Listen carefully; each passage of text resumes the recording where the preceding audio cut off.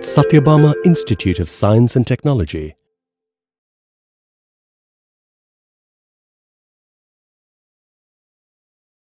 Hi all, I'm Shanmugaa Priyaa from Computer Science Department, Sathyabama Institute of Science and Technology. Those who are interested in cybersecurity, they'll be curious about how very large organizations protect their data from cyber attacks. So to know about that, we'll be learning about penetration testing and phases of penetration testing. Usually, penetration testing is also called as pen testing. The larger organizations usually hire a hacker. He will be an ethical hacker. Ethical hacker means he'll be signing certain agreements with the organization. Abiding the rules, he will perform the hacking techniques what a hacker usually used to do outside the organization. So that is the ethical hacker's job inside an organization. So the organization will be hiring an ethical hacker, and he will and the organization will ask those ethical hackers to perform the hacking in his network by signing certain agreement. Legally, the ethical hacker will get into the network and he will find out where all the loopholes are located. And by finding all those loopholes, the hacker will instruct the organization about all the loopholes, and these are the possible ways the intruder can get into the network and attack the network or attack the system and take the data outside. So by gaining all these knowledges, the organization will further rectify all those loopholes, and they will make their entire network safe and secure.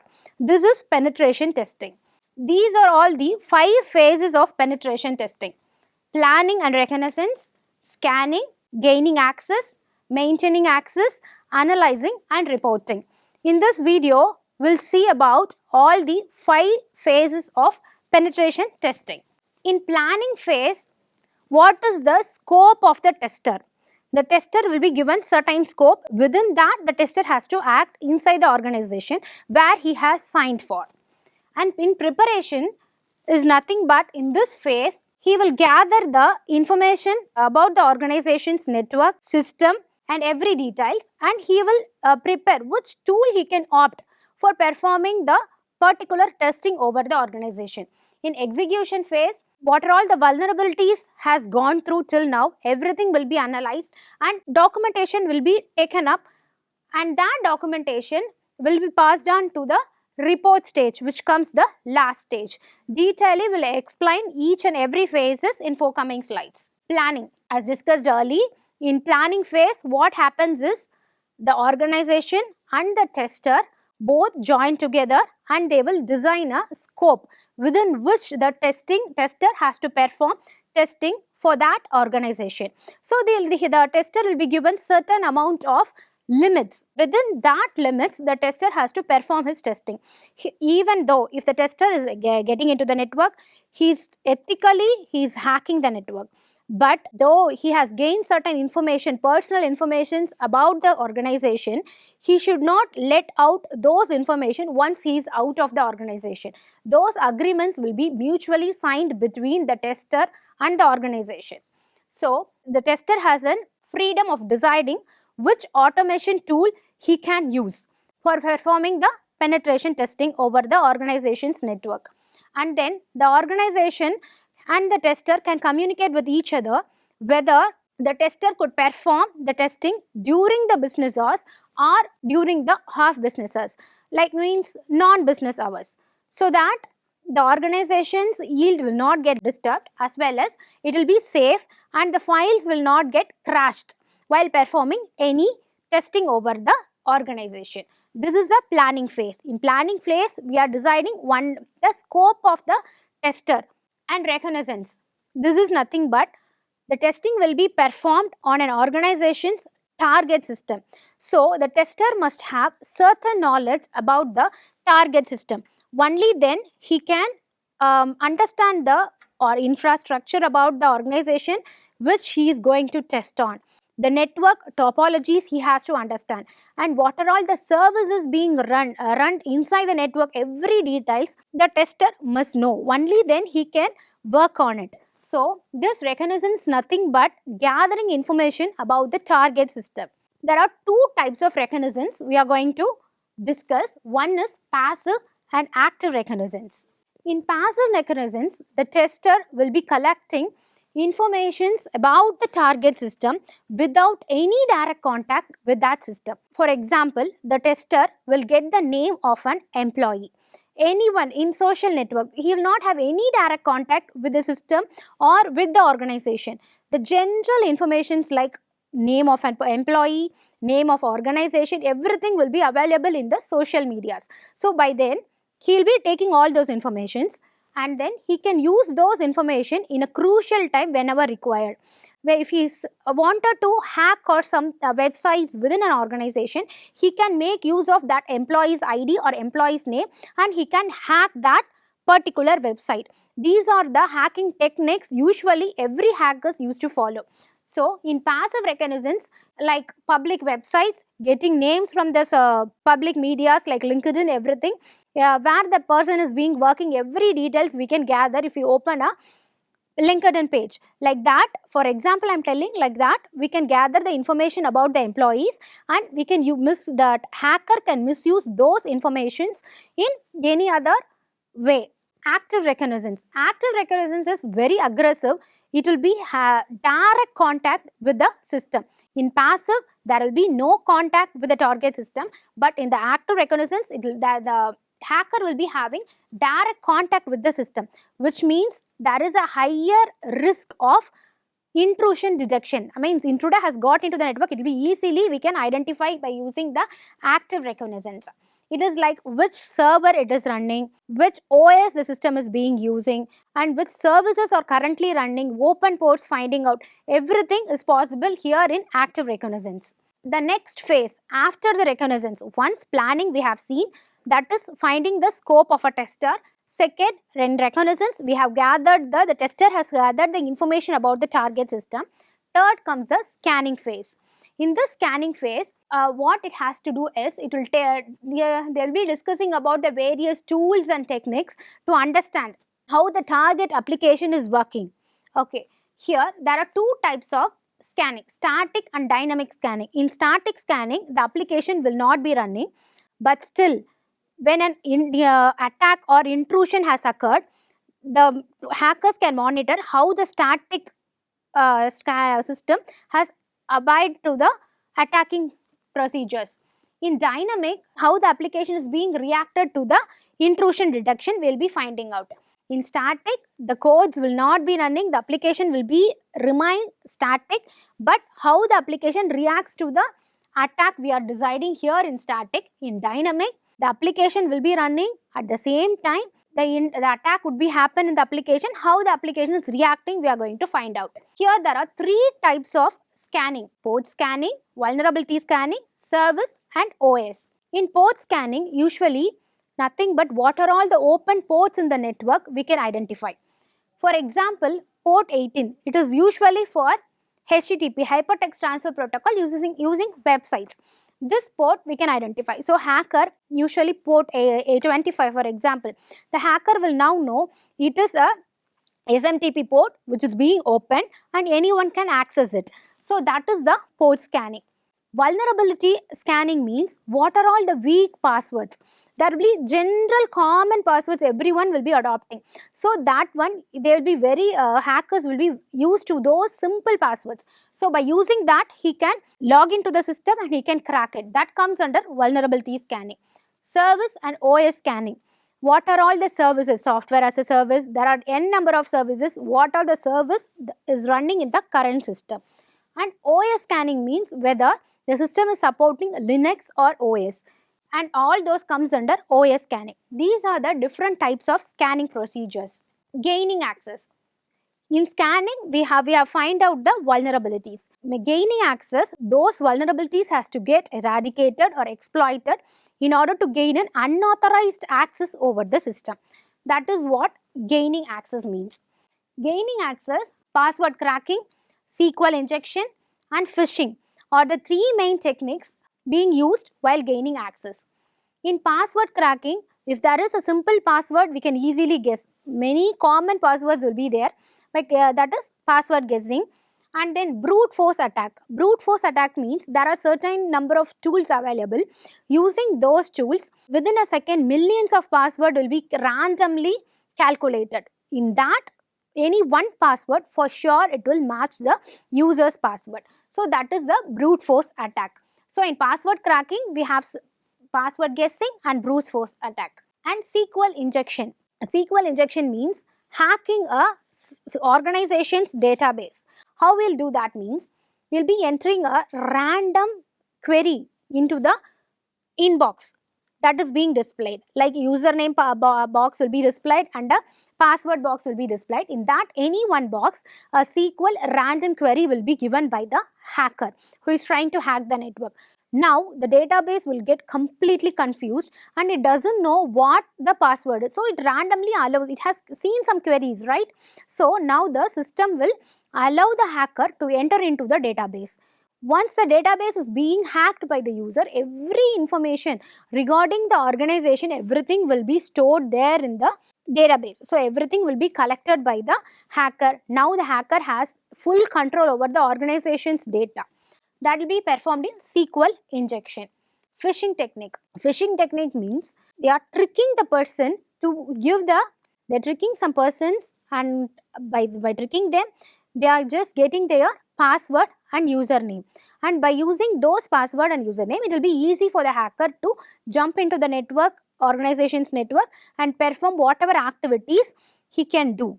He can perform those activities, but in the name of that employee who is working inside the organization, like sending fake emails, fake URL. A person who is working in the organization, as we have discussed earlier in Reconnaissance, we can get the person's employee's email ID randomly from any social medias. Now the hacker, what he plans is, he'll be typing some random email like your account is under trouble or something. He'll be sending a junk email. It might not be junk, an email to that particular employee. The employee is unaware of what is happening inside. So once he receives an email, he'll just randomly click it. What happens is, he'll be redirected to some other website. At that point of time, his username and password, everything will be automatically taken out by the hacker who has sent that mail. Now, the organization's employee doesn't know about all these background activities, what is happening. So he'll just close it off and come out. Now the hacker has the employee's username, password and everything. But now he can make use of those username, password, log into organization's mail ID or organization's account by the name of that employee, and he can perform whatever activity he wants in the name of that employee. But the employee will never be aware of such activities being carried out. That is phishing. Here we have exploited the vulnerability and we have gathered an access over the network, unauthorized access over the network. In maintaining access, which is the next phase in the penetration testing, what it actually happens is, this hacker has now entered into the network. He has an access, but he has to maintain the gained access. He has to stay inside the network for a prolonged time. Silently he has to stay. That comes under the maintaining access. What the hacker does is, he will just mimic the same activity of an employer who is working within an organization. So none of the person outside the organization or even who is working inside the organization will be aware, like some hacker is within the network. So what he'll be doing is, he'll be installing some backdoors. Backdoors is nothing but some entry points he'll be making to get into the network. So he can use that entry points to get into the organization whenever he needs. He may create a fake user account. Once he has got into the network, he himself will create a fake email ID and password, which will be fake email ID, which is very similar to that of other co-employees who are working there, and he will use those email IDs and password to get into the organization anytime whenever he is required. They might use some remote access tools. What does it mean is, it is necessarily not required for that hackers to stay within the organization or organization's network. He can be wherever he wants. But by using this remote access tool, the hacker can just hack the network, get into the network and perform whatever actions or steal the files, whatever he is in need. So at this point he will be actually acting as an employee of that organization, but no one will be aware of him. That is maintaining access. The attacker may hidden inside the organization's network even for months. Then what he will do, he will slowly take up the records, which is very private, which is very confidential record of that organization. He will just slowly he will access all those records one by one. And then what he does is, actually these hackers get the organization's crucial records and they will sell for certain amount. So that happens here. There are these possibilities when an intruder get into the network. Okay, then what the organization has to do is, the penetration testers usually warn the organizations, like they have to maintain the normal log, how many employees are working inside the organization, what all their login time and log out time, every record has to be maintained.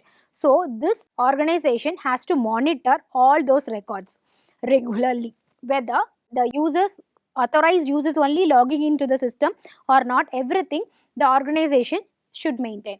If suppose the organization monitors some unusual activity means unusual login of users, anyone, if the organization notices, immediately the organization has to block that user and remove that user's login from the database. Then the organization can also use intrusion detection system. Intrusion detection system is actually a tool which it might be a hardware or software that allows the organization to just detect who are all the unwanted or unauthorized users getting into the network. So this tool will help the organization much more to stop the unauthorized access over the network. Next, the organization should regularly monitor all the logs which is being present in the database. And the final phase of penetration testing is analyzing and reporting. Once a penetration testing is completed by the tester, there will be a result, or what all in each phase the tester will be giving certain number of steps, certain number of outcomes of each phase. Everything should be cumulated into a one detailed report. The report structure should be maintained for every organization. There are certain basic informations that should be there in the report. They are like how many vulnerabilities has been eradicated, which means how many vulnerabilities has been identified and how many vulnerabilities has been removed. That has to be maintained in the report. Second, is there any sensitive data, organization sensitive data has been accessed by the test hacker or not? That also has to be mentioned. And how many undetected access has been occurred? It is not, the organization cannot keep on monitor regularly the access. Even that might be one access that might be unauthorized access that might be missed by the organization. So how many such access are being missed out? That also should be get calculated. So the security personnel will analyze these informations about the vulnerabilities, sensitive data access and other undetected access. Everything will be analyzed by the security person to understand how much secure the system is and what are the further steps needed by the organization to secure their data. Everything will be detailedly given in the report. So basic report structure as discussed, how it should be is, this penetration tester will give the organization these informations. How it will be looking like is list of vulnerabilities. What are all the weak points present in the network? They have to list it down and they'll give. Second, risk level. There may be n number of risks being faced by the organizations. So which risk is of higher priority? So level 1, level 2, they have to prioritize the risk level, so that what happens is higher prioritized risk will be first eradicated. Later on, as per the priority level, the actions will be carried out.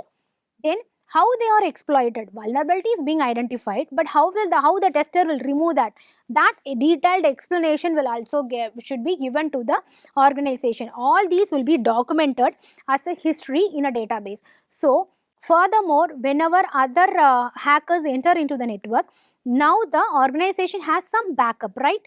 The organization can refer the history backup about the vulnerabilities and what are all the exploitations the organization has gone through. Everything will be detailedly discussed. So now the organization will be aware of what are the steps has to be taken. So he can carry out those steps in near future if suppose the organization encounter the same attack over the network. Then what are all the access, whether the data access, data admin access, what all has been given to the each employees will also be clearly mentioned and should be clearly monitored one by one, and regular monitoring of all those activities should be carried out. Then last, recommendations, how we can fix, how the tester has actually eradicated all these vulnerabilities, and next how furthermore actions could be taken. Every detailed step the tester will write it down as a report and will hand it over to the organization. So let's get into an example. Actually what we are taking is weak login protection and SQL injection. SQL injection we have discussed earlier. Similarly, these two techniques has been done over an organization's network. So, how the report should be is, the tester is giving a report now. He will be having all these points. SQL injection found in login form.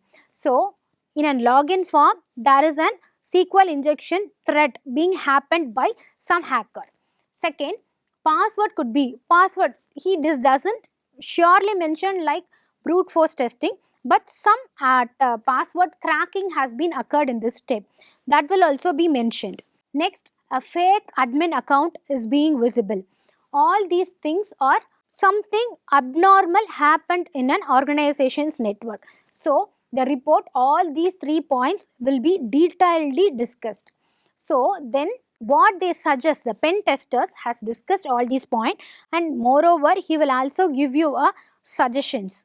What are all the things has to be carried out for stopping all the above things, above activities, malicious activities. What he will do is, he will prepare an SQL statement. Then he will add two-way verification login passwords. That will also be included. And he will remove and delete. He will review the entire database. How many proper login has been occurred, how many improper login has occurred. Everything he will view, and he will just remove, delete the unwanted fake accounts. This is all about the penetration testing and phases of penetration testing. Thank you.